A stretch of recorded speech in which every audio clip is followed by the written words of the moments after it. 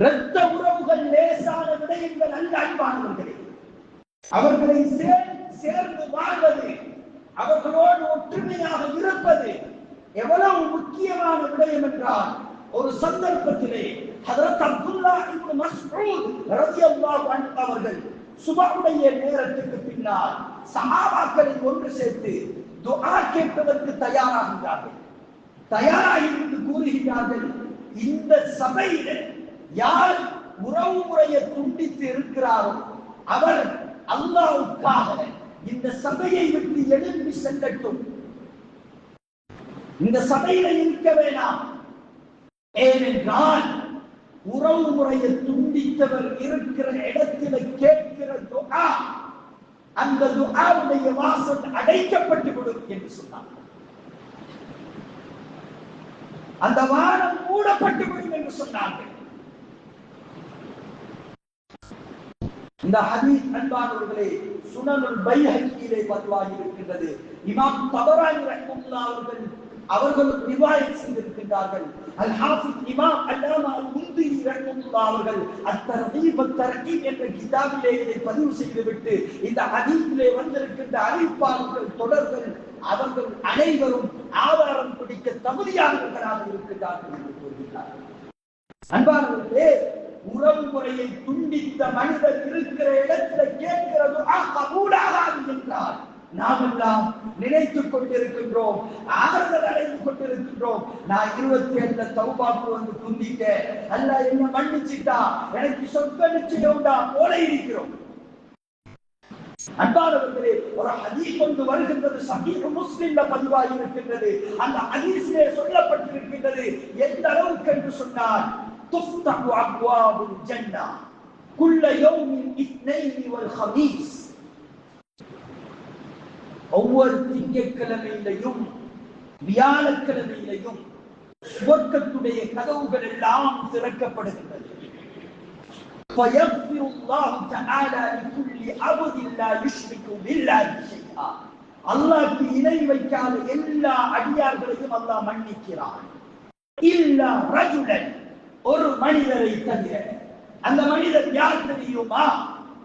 கானத் பைனஹு வ பைன அஹீஹி ஷஅனா, அவருக்கும் அவருடைய சகோதரருக்கும், அந்த கலிமா சொன்ன முஸ்லிம் அந்த அடியார் அவருடைய சகோதரருக்கும், அவருக்கும் இன்னொரு மனிதருக்கும், அவருக்கும் இன்னொரு முஸ்லிமான சகோதரருக்கும் மத்தியிலே கோப குரோதம் இருக்கின்றது.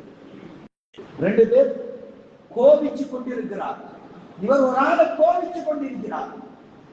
இவர் ஒரு ஆளோட கோபிச்சு கொண்டு கலைக்காம பேசாம, அவரோட நட்புறவாடாம, அவரோட உறவு கொண்டாடாம, அவரோட சேர்ந்து நடக்காம, என்ற மையத்துக்கும் அவர் என்ற மூஞ்சில முடிக்க கூடாது, என்ற வீட்டு வாசப்படியில் முடிக்க கூடாது, எந்த ஒன்றுக்கும் நான் அவரை கூப்பிட மாட்டேன், என்ற பிள்ளைகள கல்யாணமா இருக்கட்டும், எதுவாக இருக்கட்டும், நான் அவரோட கோபம், நான் அவரோட பேசுறல்ல, இப்படி இருக்கக்கூடிய மனிதர் இவரை தவிர எல்லாரையும் மன்னிக்கிறார்.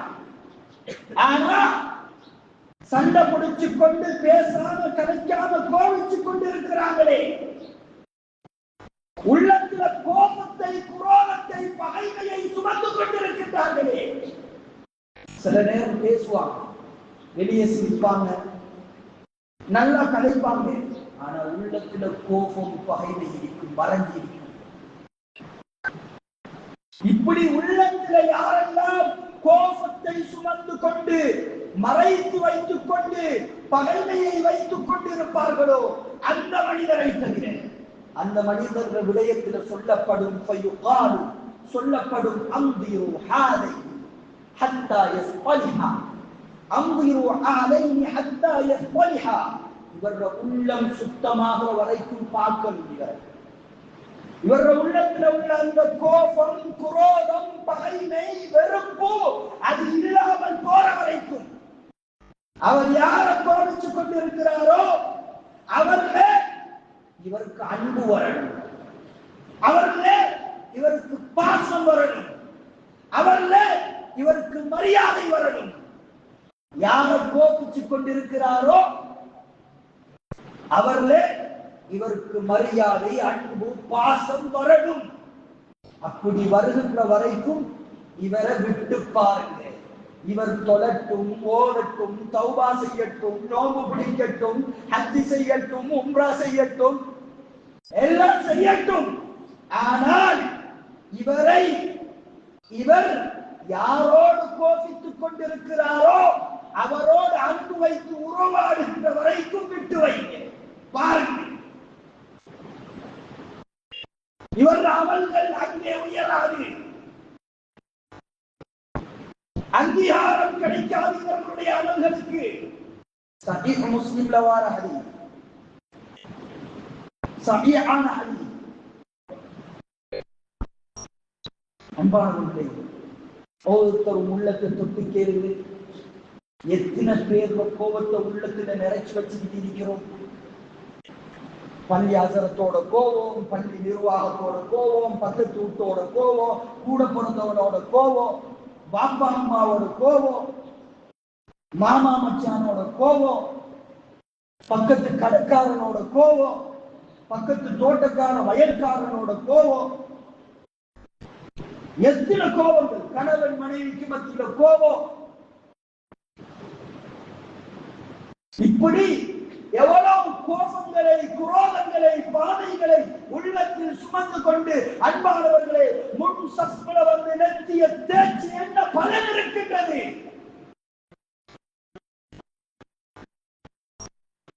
எமது உள்ளத்தை தூய்மைப்படுத்த வேண்டும்.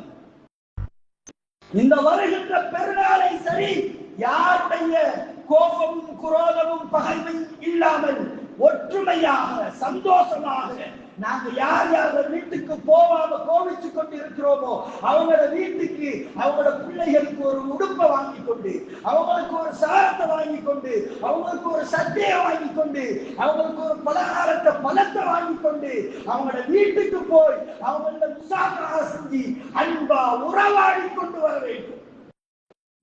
அந்த மாற்றத்தை இந்த ரமதானும் இந்த பெருநாளும் நமக்கு தர வேண்டும். அப்போதுதான் அன்பானவர்களே எமது நன்மைகள் அங்கீகரிக்கப்படும். அதுவரைக்கும் அந்த ஹதீஸிலே சொல்லப்படுது, அந்திரு ஹாதைனி ஹத்தா யஸ்தலிஹா, அந்திரு ஹாதைனி ஹத்தா யஸ்தலிஹா, அந்திரு ஹாதைனி ஹத்தா யஸ்தலிஹா. 3 முறை சொன்னார். எவ்வளவு பிரச்சனை எல்லாம் சோல்வாகி அவங்க ஒத்துமையாக வரைக்கும் ஆள் அமல் எல்லாம் விட்டு வைங்க, எல்லாம் பெண்டிங்ல போடுங்க. அவலம் பெண்டிங், நோம்பெல்லாம் பெண்டிங், குர்ஆன் எல்லாம் பெண்டிங், தௌபா எல்லாமே பெண்டிங். எதுவரைக்கும் இவர் யார் கோபிச்சுட்டு இருக்கிறாரோ அவரை நேசிச்சு கொண்டு அவரோட போய் பேசுகிறவர். லா யஹில்லு லிமுஸ்லிமின் அன் யஹ்ஜுர அஹாஹு ஃபௌக ثلاث. ஒரு மனிதர் முஸ்லிமான இன்னொரு மனிதரை 3 நாட்களுக்கு மேலான கோபித்துக் கொண்டு இருக்க முடியாது. 3 நாட்களுக்கு மேல கோபித்துக் கொண்டு இருந்தால் அவர் ஹராமான செயலை செய்து கொண்டிருக்கிறார். அந்த நிலைமையில மௌத்தாகினால் அன்பானவர்களே, சில ஹதீஸ்களுடைய எச்சரிக்கை வருகிறது, அவர் நரகம்தான் செல்வார். ஹராத்த செஞ்ச நிலையிலே தான் மௌத். நான் அவரோட பேசுறேன். எவ்வளவு காலம்? அது எத்தனையோ வருஷமாயிருக்கு. மூஞ்சியும் பார்க்கிறேன், பக்கத்திலேயே நின்று தொட மாட்டேன். பெருமையா சொல்றேன், பள்ளிக்குள்ள கூட பக்கத்திலேயே நின்று தொட மாட்டேனே. அவர் வந்தா இவர் விலகி போற பள்ளிக்குள்ளே. அன்பானவர்களே, சஹீஹ் புகாரி சஹீஹ் முஸ்லிம்ல ஹதீஸ் வருது, ஃபயுரிது ஹாதா வ யுரிது ஹாதா. மூஞ்ச முறிச்சு கொண்டு போறேன், மூஞ்ச திருப்பி கொண்டு போறேன். அன்பானவர்களே, இந்த வழிகாட்டல்களுக்கு சொல்லப்படவில்லை. இந்த ரமலான் என்னை மாற்ற வேண்டும், இந்த ரமலானுடைய அமல்கள் ஏற்றுக்கொள்ளப்பட வேண்டும். எத்தனையோ பேர் வாரி வாரி வளர்க்கிறாங்க. கொடை வள்ளல், கொடை வள்ளல், மாஷா அல்லாஹ், தெரியாம பொத்தி பொத்தி விடுறாங்க. ஆனா இரத்த உறவுகளோட பேசாம கணிக்காம இருக்கிறாங்க. அவங்களோட பிள்ளைகளை பார்க்காம இருக்கிறாங்க. தண்ட பிள்ளைக்கு 25,000, 30,000, 50,000 உடுப்பு வாங்கி கொடுக்கிறாங்க. தன்னோட கூட பிறந்த பிறப்பு அவர்கள் பிள்ளைக்கு அன்பானவர்களை ஒரு உடுப்பு கூட வாங்க வசதி இல்லாம வீட்டுக்குள்ள உட்கார்ந்து கண்ணீர் வடிச்சு கொண்டிருக்கிறாங்க. அதை ஏறெடுத்து இவருக்கு பார்க்க நேரம். அல்லாஹ் பாதுகாக்க வேண்டும். அன்பானவர்களே, இந்த உறவு முறை, இரத்த உறவு முறை அல்லாஹ்வுடைய அரசியல தொங்கிக் கொண்டு அது சொல்லிக் கொண்டிருக்கின்றது. யாரெல்லாம் என்னை சேர்த்து நடப்பாரோ அவரை அல்லாஹ்வும் அவருடைய ரஹ்மத்தோடு சேர்த்துக் கொள்வார். மன் வஸலனி வஸலல்லாஹ் வமன் கதஅனி கதஅல்லாஹ். யாரெல்லாம் என்னை வெட்டி துண்டித்து ஒதுக்கி ஓரமாக்கி வைப்பார்களோ அவர்கள் அல்லாஹ்வும் அவனுடைய ரஹ்மத்தை விட்டு வெட்டி துண்டித்து ஒதுக்கி ஓரமாக்கி விடுவார்.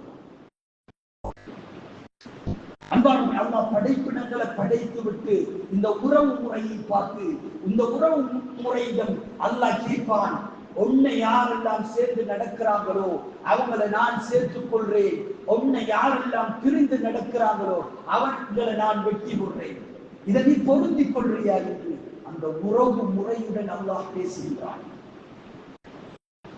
சஹீஹான தெளிவான ஹதீஸ்களிலே வந்திருக்கின்றது.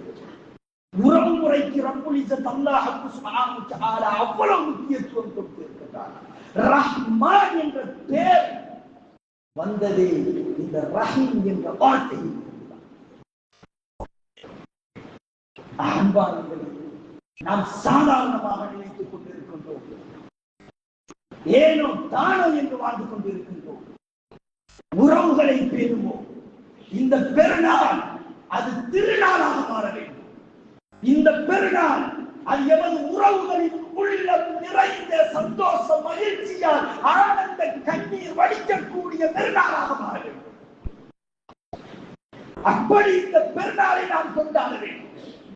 அவர்கள் நினைத்து பார்த்திருக்க கூடாது என்ற நானா இவ்வளவு காலத்துக்கு பின்னால என்னோட வந்து இப்படி கிடைச்சி இப்படி அன்பு காட்டுவாரா, யா அல்லாஹ், நினைத்தும் பார்க்காம அப்படி ஒரு அன்பு இவ்வளவு நாளைக்கு பின்னால எனக்கு கிடைக்கின்றதே என்று அந்த சகோதரர்களிடம் கண்களில் இருந்து கண்கள் குளமாகி ஆனந்த கண்ணீர்கள் சொட்ட வேண்டும்.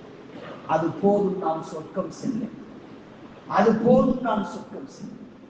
அன்பானவர்களை, நாம் முடிந்தவரை இந்த ரமதானுடைய முழு பயன்களையும் அடைவதற்காக வேண்டி யார் யாரோடெல்லாம் கோபித்துக் கொண்டு பேசாமல் கதைக்காமல் உறவாடாமல் இருக்கின்றோமோ அவர்களை சந்தித்து பேசி மன்னிப்பு கேட்டு அவர்களோடு ஒற்றுமையாக